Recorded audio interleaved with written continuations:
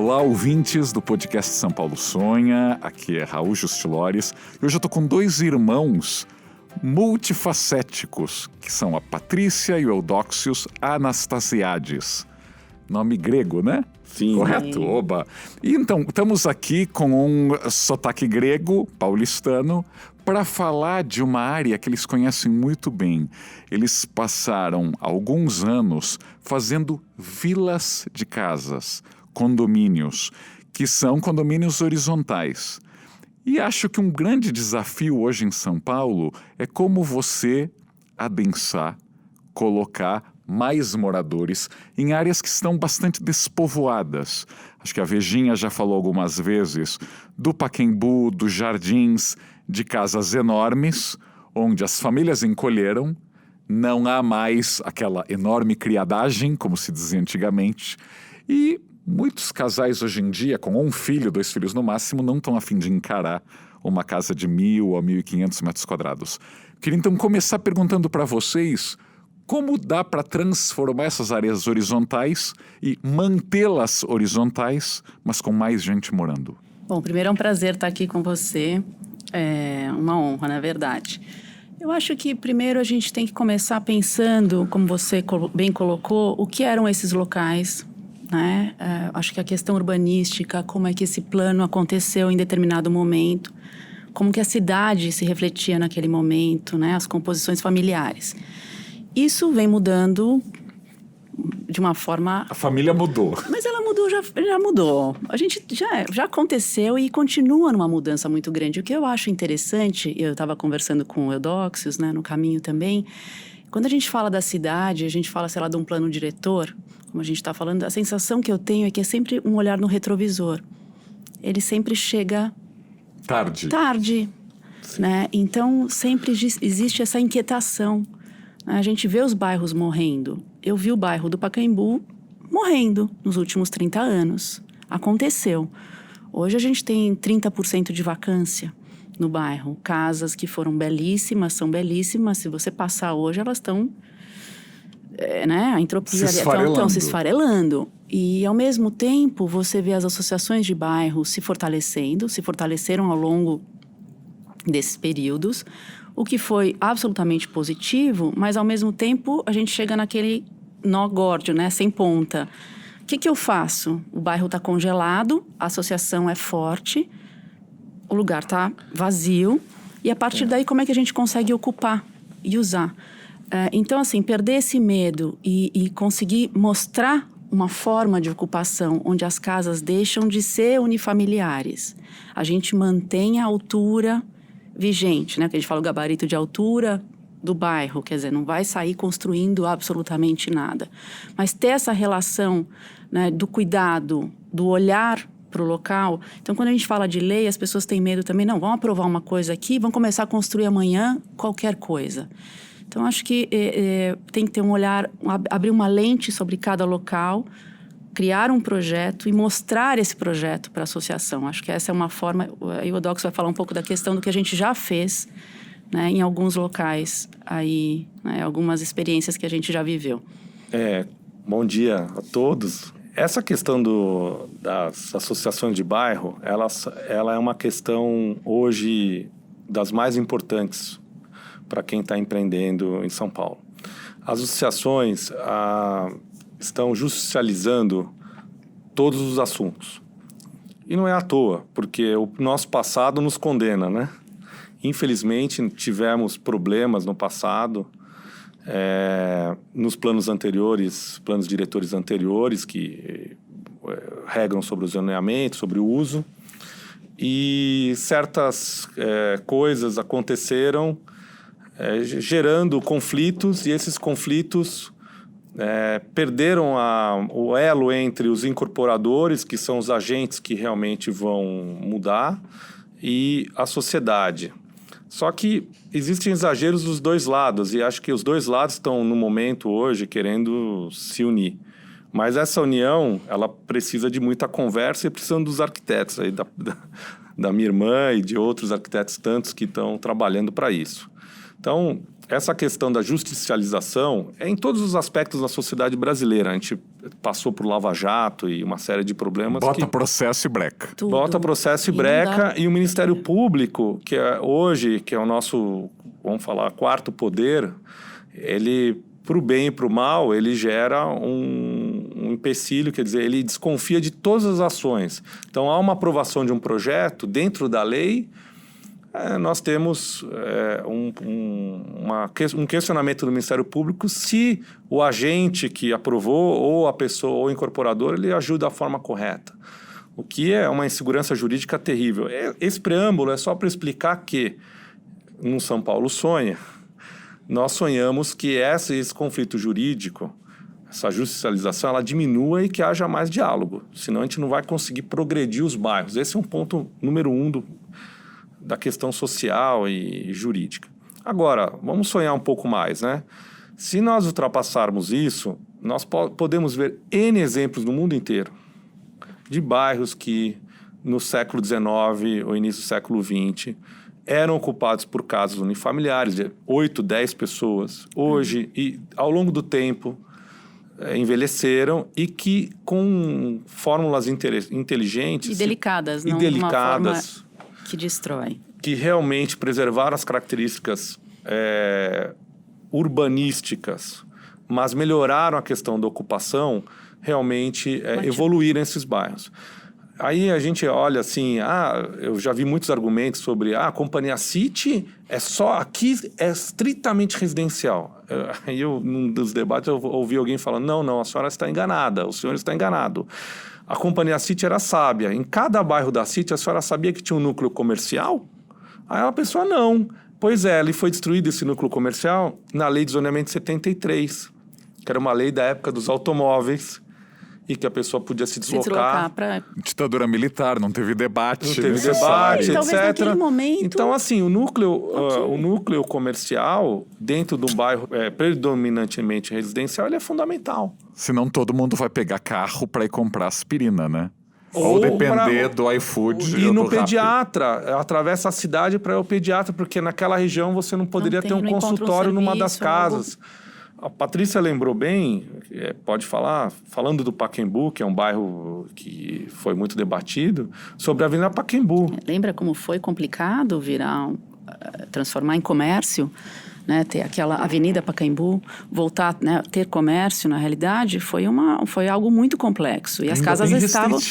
E as casas estavam totalmente abandonadas. Então, hoje você passa na Avenida Pacaembu, você tem ali comércio, serviços que atendem a população que vive também ao redor. Então, eu acho impossível pensar um bairro sem nenhum tipo de comércio, principalmente no que a gente fala hoje, né? A gente fala tanto de mobilidade urbana, a gente fala tanto de meio ambiente, a gente fala de um monte de coisas, mas será que a gente realmente atua dessa forma? Né? Não, a gente quer falar, mas não no meu bairro, né? No meu bairro eu não quero. Mas a gente precisa de loja, de feira, mas de hospital. Mas não no meu bairro. No meu bairro, não. Né? Não quer. Antigo, né? Então, eu acho que tem... Por que as pessoas não querem nos bairros? Porque eu acho que é feito sem delicadeza.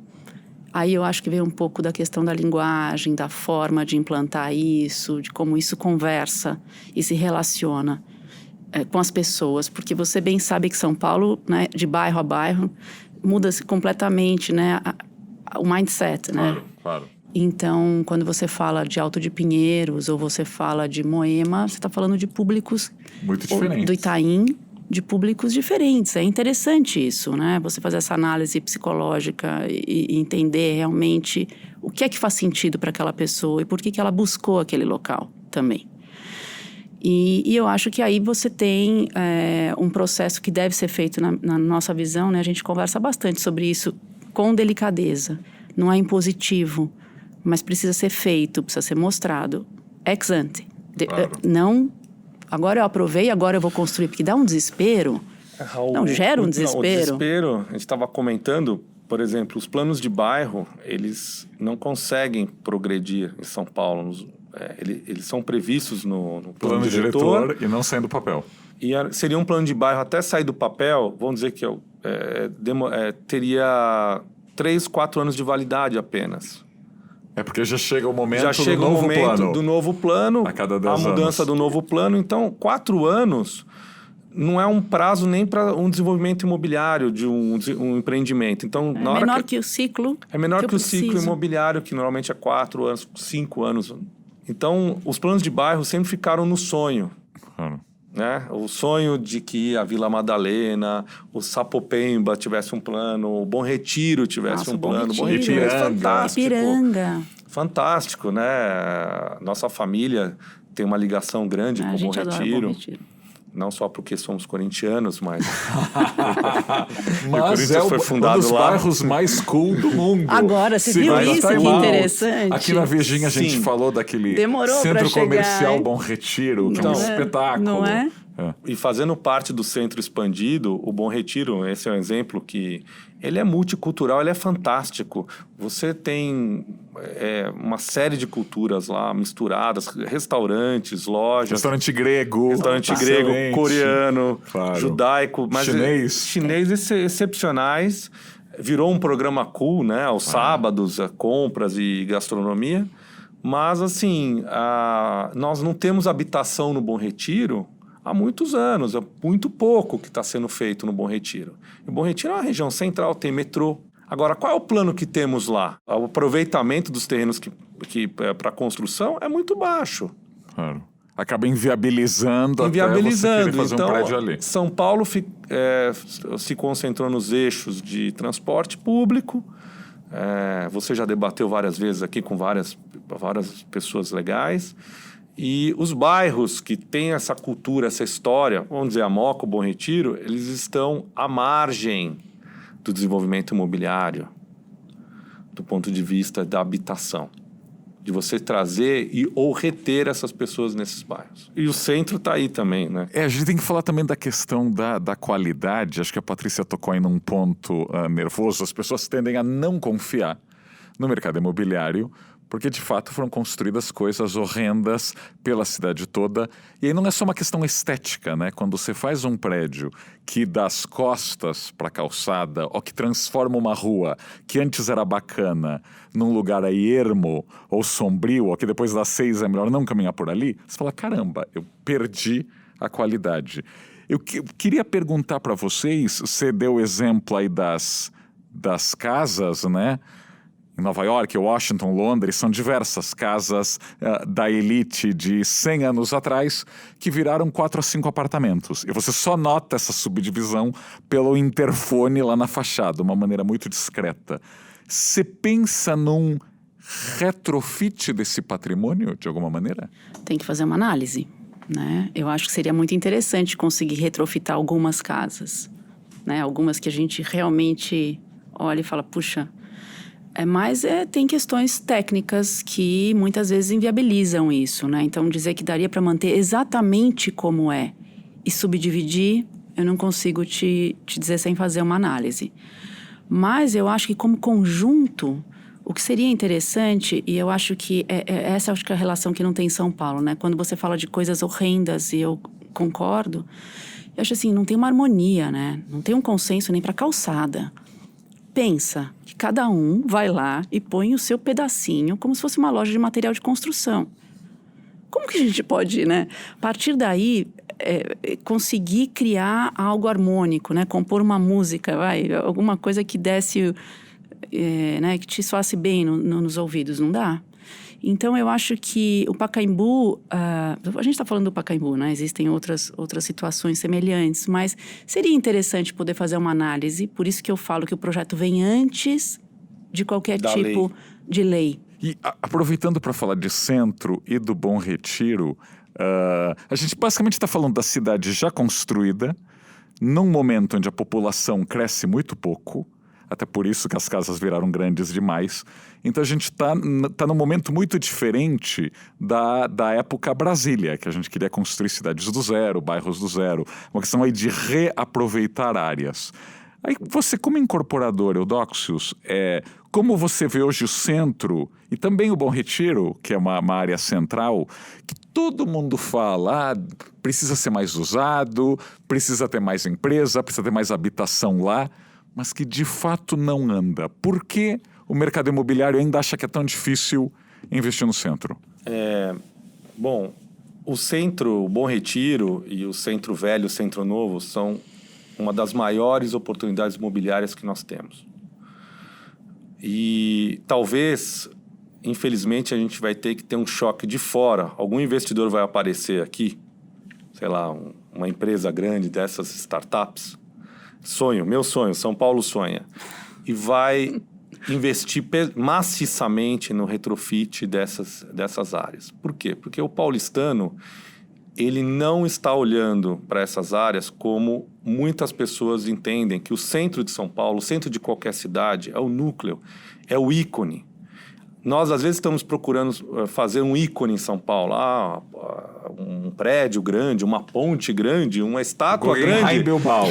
O ícone dessa cidade, de cidades que não tem um ícone único, é o centro. E no centro tem ícones. Tem o Copan, tem o Terraça Itália. Mas se nós não valorizarmos o entorno e essa macro-região, realmente vai ficar difícil. Porque ninguém vai acessar o Copan, ninguém vai acessar o Terraça Itália e assim... Você não acha que a valorização, desculpa te cortar, passa por um uso... Então, né? Quando a gente fala de escolas, né? Caetano de Campos, quando saiu, né? Eu acho que dentro... É simbólico, né? Porque Simbólico. Quando você retira a família, as crianças, e esse uso, a tendência, né? E infelizmente, como o centro da cidade ficou à mercê aí, né? Solto e, de certa forma, sem um uso familiar, quando chega às 6 da tarde, 7 horas, aquilo vira terra de ninguém. E habitar esses bairros com pessoas de todas as camadas, classes socioculturais, econômicas, é fundamental. Fundamental para que nós tenhamos vida e restaurantes, e bares, e mercearias, e padarias, e escolas. E pediatras. Então, por exemplo, vamos dar um exemplo do Bom Retiro que a gente acompanha. Nós temos lá 2 escolas lá. O Santo Inês e o Liceu Coração de Jesus. Quantos pianos dentro da escola? No Santo Inês, temos lá afinados 8 pianos para aulas de música. E é uma escola preparada para 5, 6 mil alunos. Temos 500, 600 alunos apenas. Excelente qualidade de ensino. Não estou fazendo lindo, propaganda para as irmãs lá, que são pessoas maravilhosas. E assim vai, o Salesiano também, o Colégio Coração de Jesus, onde está perto da Cracolândia.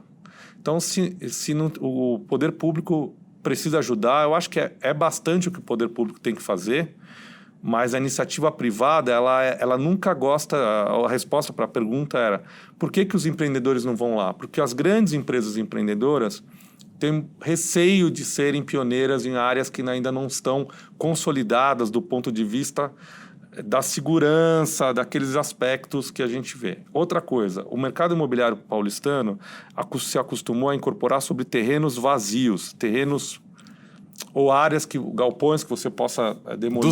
Do zero. Ok, o retrofit, nós fomos aprender o retrofit, Raul, no Rio de Janeiro, na década de 2000, quando fizemos mais de 10 projetos lá no centro do Rio, de prédios Art Deco, prédios de várias épocas. E a cultura do Rio, naquela época, era muito mais avançada em termos de retrofit. Em São Paulo não existia quase nenhum retrofit. Você conta nos dedos retrofit dos prédios. Mas essa tecnologia, ela não é nenhuma coisa do outro mundo. E se aplicada aqui, nós teremos uma cidade nova. Claro. O potencial é gigantesco. E para pequenos e médios incorporadores... que estão começando agora, arquitetos, engenheiros saindo da faculdade, startups disso, né? Temos startups para apartamentos nos bairros nobres, como foi captado agora e existe, podemos ter para o centro de São Paulo, para o Bom Retiro. Claro, as startups ficam perto da Faria Lima, onde o metro quadrado é caríssimo, né? Condado. E de alguma maneira é engraçado. Eu adoro esse negócio de condado. Porque são startups, de alguma maneira, criadas por filhos de elite, que acham ok pagar um aluguel caríssimo. No mundo inteiro, startup é coisa de garagem. Ou de áreas que ainda são pouco valorizadas, né? Quem está querendo aí crescer. Eu queria provocar a Patrícia com o teu olhar de arquiteta. Que lugares aí no centro do Bom Retiro estão precisando desse sonho e dessa intervenção pública ou privada? Que lugares você acha, você vê aí como as fronteiras aí para novos investimentos? Você está dizendo que o que eu acho que... primeiro, eu acho o Bom Retiro interessante como um todo, né? Se você passar pela José Paulino, toda aquela parte, né? Rua dos Italianos, José Paulino, Aimorés, né? Isso você já tem uma história acontecendo, né? Ali perto da Matarazzo, que eu acho que é uma franja... Rua dos Bandeirantes. É uma área que poderia... Newton Prado. Que é uma área de extensão que eu acho boa. Que Newton Prado já tem uma condição melhor quando você desce mais um pouco... Em direção à Avenida do Estado. Ali eu acho que poderia acontecer, sim, enfim, um investimento. Lógico, de novo, né? É uma onda. Quando você começa a inserir um elemento bacana, ou 2, ou 3... no centro, né, na condição central do Bom Retiro, naturalmente isso começa a se espalhar. Então, eu acho que quando eu vi o Bom Retiro sendo agora o bairro mais cool, né, de São Paulo, tem muitas pessoas que não vão pisar no Bom Retiro, né, que a gente conhece, pensam, não, Bom Retiro, agora começaram, ou não pisavam antes, mas começaram a ter Você vê que precisa de um olhar externo. Esse selo de aprovação. Eu preciso de um selo de aprovação, de alguma coisa bacana fora para eu conseguir olhar para dentro. Então, eu acho assim, fazendo uma análise, né, de locais, eu acho que essa área que eu estou te falando é interessante. Mas mais do que isso, foi o que o Dox colocou. Eu não acredito nisso sem ter escolas acontecendo, sem um bairro realmente... Porque o Bom Retiro também, 6 horas da tarde, 7 horas, você passa lá... Fica deserto. É deserto. Então, eu acho que hoje, sim, existem pessoas que moram, mas não é um bairro que você consiga viver ele à noite. Para isso acontecer, você tem que ter famílias vivenciando essa história, né? Não existe outra forma, eu não sei.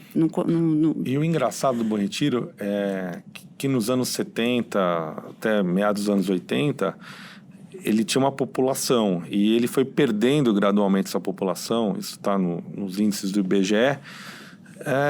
Hoje a população é pela metade, quer dizer, o Brasil quase dobrou a população em São Paulo. E como explica, né? E nós perdemos metade da população das áreas centrais em geral e no Bom Retiro também. E é uma localização excelente, quer dizer... Eu não acho faz que tem sentido, entendeu? A parte cultural, ela é fantástica. Mas eu acho, desculpa te cortar, tinha que suavizar um pouco o Bom Retiro. Eu acho que você estava falando das praças, dos pequenos pontos. Do verde. O Bom Retiro, eu sinto falta dessa questão, entendeu? Das calçadas. Muitas fachadas que parecem pré-cidade limpa, exatamente. Né? Então, eu acho que, de novo, tem um trabalho...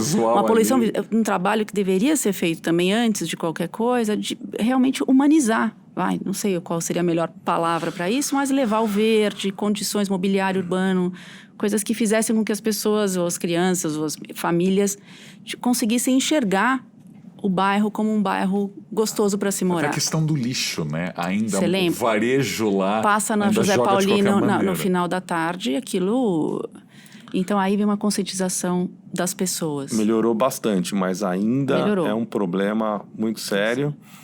E a questão também da relação com os equipamentos culturais, a própria Pinacoteca e o Museu da Língua Portuguesa, que vai ser reaberto vai ser reaberto.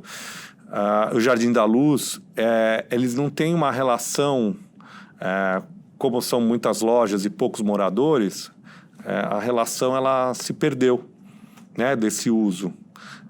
Então, 6 da tarde, a gente tem esse problema. Como em todos os lugares do centro, né? A gente está com essa oportunidade na mão. Vamos olhar o copo... A gente vai se aventurar em alguma coisa por lá. Copo meio cheio, né? Claro. E no centro mesmo, a gente também conversou antes de gravar o podcast. De vez em quando a gente faz uns ensaios aqui para quem está nos ouvindo, para a gente saber todos os assuntos que os convidados querem conversar. E você falou algo do tombamento, que também, dependendo aí de como as leis... não só são aprovadas, mas especialmente executadas, se poderia ter um potencial aí maior. Não, o centro está vivendo uma catástrofe agora, do ponto de vista do tombamento e da preservação, porque a transferência de potencial construtivo, que é o dinheiro que os bens tombados, né, os proprietários dos bens tombados, podem vender o potencial que não é usado para poder arrecadar o dinheiro e restaurar, não sei se ficou confuso, mas essa é a... Quer dizer, o dinheiro que pode restaurar do restauro, ele está hoje congelado. Por quê? Porque uma liminar em Brasília proibiu a transferência desses potenciais e desse recurso para os proprietários dos bens tombados e não temos nenhuma alternativa. Então, nós que sonhamos com a cidade restaurada e bonita, os prédios lindos e preservados, não temos nenhum recurso hoje disponível no centro de São Paulo. Isso é um absurdo. Não há um debate e uma pressão, porque a pressão é de uma associação que está se formando de proprietários de bens tombados, mas isso deveria ser matéria dentro da Secretaria de Cultura, do município, do Estado, como urgente, pauta urgente, para o governador, para o prefeito, porque sem essa iniciativa do restauro, nós não vamos ter o centro que sonhamos.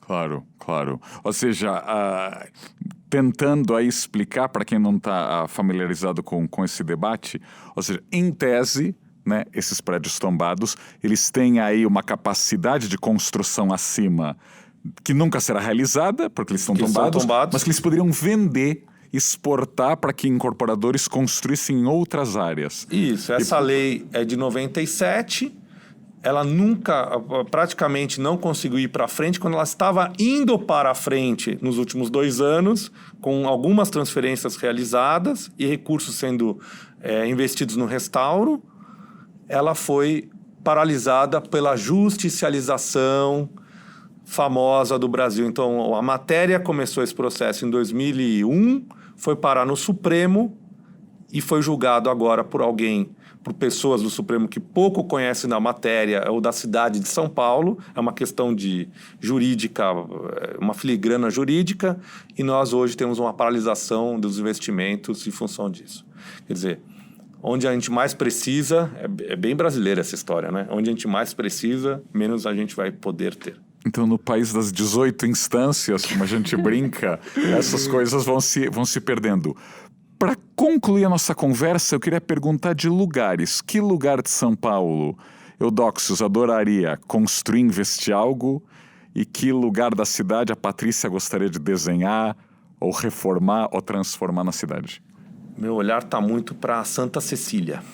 Acho um grande bairro, acho um bairro que está crescendo com inovações, com pessoas jovens, com restaurantes, com ideias. Muito agradável. Muito agradável. Tem um transporte público muito bem servido de transporte, uma localização central interessante, faz parte desse centro aí. Misturado. Né? Então, se fosse um lugar, até mais que o Bom Retiro, engraçado isso, mas o Bom Retiro está em segundo lugar. A gente estava conversando sobre isso. A Santa Cecília é fantástico. Perfeito. Eu estou alinhada com ele, porque a gente conversa bastante sobre isso, né? Então, eu acho que pode ser aí um caminho, né? São as novas Vilas Madalenas, vamos pensar assim, né? Claro, claro. Que a Rua dos Pinheiros, de alguma maneira, também virou uma Vila Madalena após Vila Madalena. Sim. Um grande case aí de sucesso. Sim. O Baixa Augusta também, simpático. Ainda que em parte o mercado imobiliário que construiu lá não está à altura, né, do Baixa Augusta, né? Eu acho que Santa Cecília tem essa mistura legal. Tem apartamento grande, tem apartamento pequeno, tem lojinha no térreo, muito interessante. Tem quitanda, é muito interessante. Tem tudo, né? É muito interessante. Vale a pena, assim, olhar mas com cuidado, né? Com cuidado. Com cuidado. Acho que a mensagem, então, aqui dos irmãos Anastasiades é cautela e critério. Vejam projetos. Senão, São Paulo inteira vai ficar com a cara do Largo da Batata. Ai. Muito obrigado, Patrícia e Eudóxios. Obrigada, e vamos evitar novas batatas por aqui. Obrigada pelo convite.